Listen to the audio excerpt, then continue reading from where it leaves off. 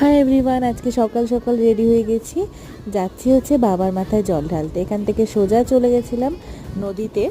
আর নদীতে এসে তো আমি নামতে ভীষণ ভয় পাচ্ছিলাম। একজন কাকিমা ছিল যে আমাকে ধরে নামিয়েছিল। এরপর ওখান থেকে স্নান করে জল নিয়ে পায়ে হেঁটে চললাম বাবার মন্দিরে। আর এটা ছিল শ্রাবণ মাসের তৃতীয় সোমবার, আর মন্দিরে এসে দেখি প্রচণ্ড পরিমাণে ভিড়। আর এই মন্দিরটা আমাদের গঙ্গারামপুরের শিববাড়িতে বানগড় রাজার আমলের অনেক পুরনো দিনের মন্দির, আর ভীষণ জাগ্রত এই শিব মন্দির। আর মন্দির নির্মাণের কাজ এখনো চলছে।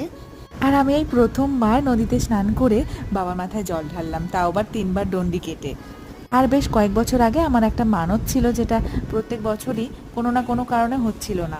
আর তাই এবছরে বাবার ইচ্ছায় আমি এই পুজোটা করতে পেরেছি। আর ঠিক আজকে সন্ধ্যেবেলায় আমাদের পাড়ার এক দাদার বাড়িতে খুব জাগ্রত করে শিবের পুজো হয়। আর রাত্রিবেলা সেখানে নেমন্তন্ন ছিল, ওখানে সবাই মিলে চলে গেছিলাম। হর হর মহাদেব।